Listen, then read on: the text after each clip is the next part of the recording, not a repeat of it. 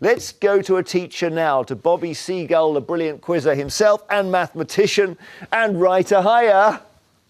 Hi, Jeremy. I've just come from a lesson teaching Year 7's fractions just now.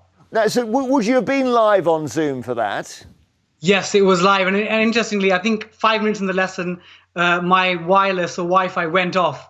So a couple of the students were chatting in the box, where's Mr. Seagull gone? I'm like, don't worry, he'll be back in a second. So again, there are technical issues, but the students had a experience of Mr. Seagull teaching them live. Well, that's great. I mean, I'm guessing that this thing about safeguarding kids and not having them on screen may vary from one school to another, because it sounds like a bit of a strange rule. Yeah, so different schools have different policies. So in my school, we advise students to switch off their cameras. If they have questions to ask, they can raise their hands, use the voice function. Again, different schools, different functions. But in our school, we choose to have students not put their cameras on. If they don't have their cameras on, though, don't you have an issue with trying to work out who's paying attention? Yeah, I mean, to be honest, that issue can happen in class as well. Someone could be staring at you, but how do you know they're not thinking about the football game last night? So What about the other one? I have a lot of sympathy with teachers who say that what's happening now is that mum, it seems to be mum rather than dad, is sitting 2 feet off camera and basically monitoring the lesson. To be honest, I think it's one of those situations where we are living in, sounds a bit cliched, but unprecedented times. And if it means for teachers, the best way of educating our young people is doing live lessons and mum and dad is off on the side, then we sort of accept that that is the reality right now. But I think most mums and dads have probably got their own work to be getting on with. By the way, I love the West Ham shirt. And number 6, for what reason? So I do education work with West Ham as an ambassador, and number 6 is a retired number for the great Bobby Moore. So the club gave me that shirt when I started doing education work with them. Oh, fantastic. Stay with us. Let me get a view from Owen Jones about this, whether teachers are within their rights to say we're not doing Zoom. To be honest, the vast majority of teachers are doing Zoom. And the reason I get a bit fed up with this is teacher bashing at a time like this. Honestly, do you know the figures came up the other week that teachers are 333% more likely to get COVID-19 than the rest of the population? They've gone out there. We applauded them for weeks when they went in, and they're still at the moment, by the way, schools across the country, never mind Zoom, there are schools across the country that are 50% full because more parents are sending their kids on the basis their key work is to schools far more than the first lockdown. Teachers are working so hard, they're risking their health. And the fact we're focusing an entire discussion on a few people talking about Zoom, I really think is miserable when we should be talking about how much teachers have done to keep this country going, to look after children and risk their own health. That's what we should be talking about. Yes, but if people aren't getting classes, that's very important. And what do you think? I've heard a lot of rubbish talked during this pandemic, and this is the biggest load of rubbish yet. Does it really matter if mum or dad is off camera following the lesson so that they know what their child is supposed to learn and can back it up? Is there anything wrong with mum or dad looking at the methods that the teachers are using when they themselves are going to have to be responsible? Maybe there is, and maybe. Now, hang on, Jeremy. Just hang on just a few seconds. If children cannot go to school, then they've got to learn by remote learning, and they're going to have to learn by Zoom. And frankly, I don't know what this is about. It's not bashing teachers, Owen. It's bashing a lunatic element of the teachers. Okay. I was only interrupting there because if you're a teacher and you might reasonably say, I'm teaching the child, I'm not teaching the mum or dad. They can't sit 2 feet off camera, Anne, because that's off-putting for me. Well, it isn't off-putting if they're off camera because you don't see them. And let me say this, if I had a child, I don't, but if I had a child who was receiving remote tuition, I would be very interested indeed to watch a lesson or two.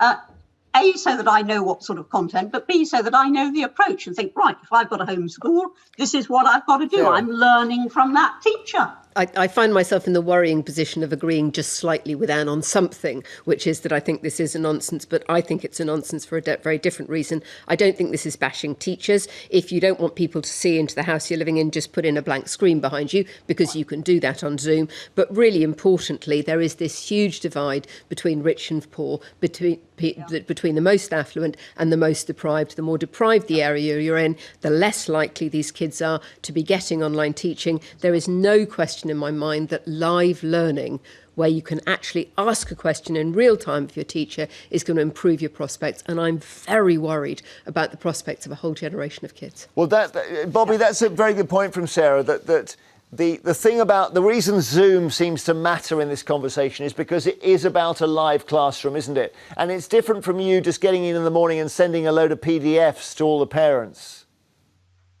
Absolutely, because again, with young people, if they feel as if there's an accountability, there's Mr. Seagull watching them, as it were, giving instructions, and they can sort of ask questions as the lesson progresses, it does aid their learning. But I also think we mustn't dismiss things like PDFs and worksheets, because again, it's about a balanced and blended learning.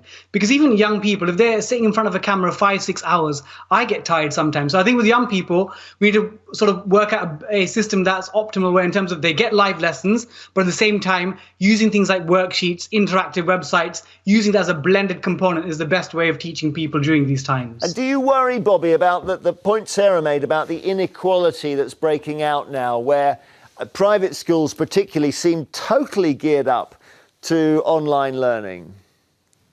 Yes, again, I teach in a state school in East London, and we are all too aware. Again, in the first lockdown, end of March, you know, the idea of digital divide, where there are people that have access to technology, devices, broadband speeds, and students from areas of economic inequality don't. It's got better throughout the year in terms of my school's made sure that certain students have access to Chromebooks technology, but at the same time, there might be someone living in a one-bed council flat with 3 or 4 children all trying to study in the same room. And again, if they're in a school, that wouldn't happen. But again, yeah, these are really challenging circumstances for people from disadvantaged backgrounds. And that worries you, Owen, as well? Yeah, very much so. I mean, I think, sorry, it just went a bit there, my broadcast. What was that last point? No, well, we're just talking about inequality and the fact that this thing about how many tablets have you got in your household. Sorry, I was panicking, sorting out my sound. Absolutely. Yeah. Look, the government promised, and the National Education Union called for the government to sort out broadband and tablets. There's about 1.5 million kids without tablets, without often devices they can use. A lot of them don't have access to reliable broadband. The government had months and months and months to sort that out.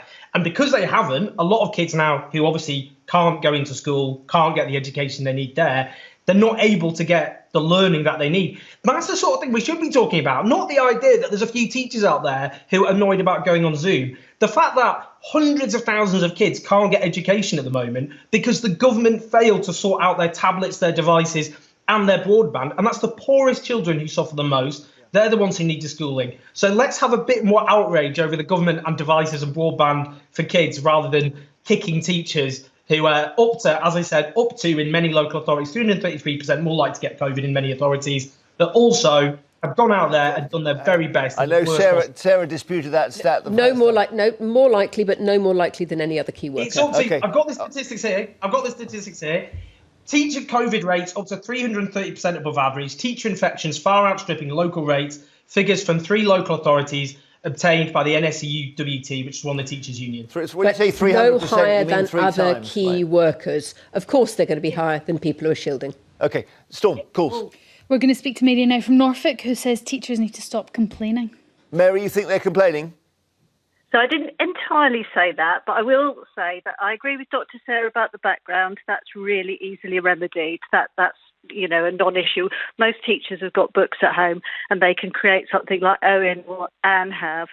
The issue about parents being a little bit off camera is also a bit of a non-issue. So both as a member of the senior management team and as a teacher, I've been accustomed to what we used to call learning walks. So people just popping into the classroom. So it's absolutely normal in the day's teaching to find the head teacher or one of the assistant heads just arrive in your classroom for 5 minutes, So I don't see that there's any difference between that. I don't teach, but I would absolutely have words with the head teacher if they think it's okay to large it up in a classroom. Oh, no, it's not. Pop in. No. It's part of the whole process. So I've been welcomed into people's classrooms when I've arrived to just spend 5 minutes. And the teachers are really keen to show what the children are doing. So every teacher's accustomed to that now. Okay. That's the way that schools run. Thank you, Mary. Thanks. No, not my day. Storm. I also share a house with a teacher, and she is delighted if a parent shows any kind of interest in her child, in their child's education. She's desperate for the parents to be involved. Otherwise, she doesn't get the work sent back to her because it's primary school. So, on the contrary, I think a lot of teachers are really keen for parents to be involved. Sandra here from Suffolk's on the phone and says that's right for teachers to refuse Zoom lessons to help those with a lower ability. Go on, Sandra. Yeah, my son, hello team, start off with. My son has dyslexia and he has a TA in nearly all lessons. Over Zoom, this is not available to him. And the school has been brilliant. They've sent home a learning pack for him with TA notes. But if he did have to do lessons over Zoom, he'd then fall further behind because he's not getting the assistance that he needs. I understand. Is he okay with the learning pack, though? Yeah, with the extra notes they've sent home. And in the last lockdown, he's 13 years old. He had a reading age of 8. In the last lockdown, he went up to the reading age of 13. So Brilliant. The last lockdown really worked for him because he didn't have the extra pressure of trying to do Zoom calls and everything. That's amazing. With the school. That's amazing to hear that it actually worked. For some people, it worked better. It showed a different way. Yeah, exactly. I was absolutely blown away by how much he'd learned over that lockdown. So I'm actually looking forward to this lockdown to see what he can improve this time. Well, all the best. That's really heartening. Thanks, Sandra. Great to hear that that's been good for you, but I suspect it's got quite a lot to do with the fact that he's got a fantastic mum who's perhaps got time to spend with him, helping him with those packs. Sandra, thank you. Storm. I'm so delighted to hear good news in the midst of all of this. We're going to speak to Nina now from Middlesbrough, who says teachers need to do live Zoom lessons. Hi, Nina. Hi, Jeremy. You think it's important? Yeah, look, you can't ever take anybody's choice away from them because that's what we have. It's a human right. We should be allowed to choose. But look, I think my child's school, she's been absolutely brilliant. I think they're going to do a live lesson shortly. So when she has an English lesson, she'll be online and she'll be getting taught right like the rest of the children, possibly 30, 40 children in the class. I'm sure if there's something inappropriate said, something will be said. But why should we deprive all the children live lessons because of safeguarding? I know safeguarding is important, obviously it is. But I say when you've got 40-odd kids in a class, I'm sure if something's said, the kids will report it. I'm not going to hang over her while she's doing her work. She's absolutely brilliant. She's upstairs now getting on with it. She's been an absolute class kid through lockdown. No, I'm not sure the safeguarding is the issue of the teacher possibly saying something inappropriate. I think it's more to do with the sheer volume of kids' pictures up on the screen. Maybe there's something wrong with that. Well, I mean, they can do these backgrounds and things. I don't know what the issue is. Sure. There's things they can do. The kids need live lessons. I think this is the best way forward. Getting hold of teachers while lockdown's been on has been really, really difficult. They used Edmodo and now they've gone to Teams, Microsoft Teams, and it's been difficult to try and sort of speak to children. We spoke to Lucy's a tutor last week. She's been absolutely brilliant with us. She rings up to check how Lucy is, how she's getting on and everything. Lucy's got all the tools at her disposal she needs. She's been absolutely blessed by God with everything she needs. But I just think we need now, with looking ahead, we need to get this planned and sorted so the kids can do as many as possible. They need to get all the equipment the kids need as soon as possible, laptops, whatever, and Nina. get these kids on live lessons. Thank you very much. Thank you. And these are strange times, aren't they? They are very strange times indeed. But the crucial thing is that children do receive education. Sarah and I agree on something else, which is inequalities. I've seen it at first hand. I've got a godson at public school. He works from 8 till 4 and then has prep on top of that. I know somebody else who's at a state comprehensive, and I know some of the comprehensives are delivering wonderful education, but he's getting 2 hours a day. That's the difference. And over time, over months, that difference will build up. Bobby, what's your next lesson then? Maths again. I'm a maths teacher. Percentages. Oh, what a great question. Listen, I love the sun question. And so it takes 7 minutes, right, for the light on the sun to hit, 8 minutes to hit us. Yes, and apparently it takes about 100,000 years for a photon to get from the center of the sun to the edge of the sun, and then 8 minutes to get to us. Almost like the sunlight we're getting now is 100,000 years in the making. And a light year is how far light can go in 1 year, is that right? Exactly. I think it's, in one single year, where does that one photon travel? What is the speed of light anyway? Is there any way of measuring it? Yes, we can. I think it's 3 times 10 to the 8 meters per second, which is quite fast. I knew that. That is fast. Listen, have a good day with your maths, Bobby, and thanks so much for our questions today as well. All the best.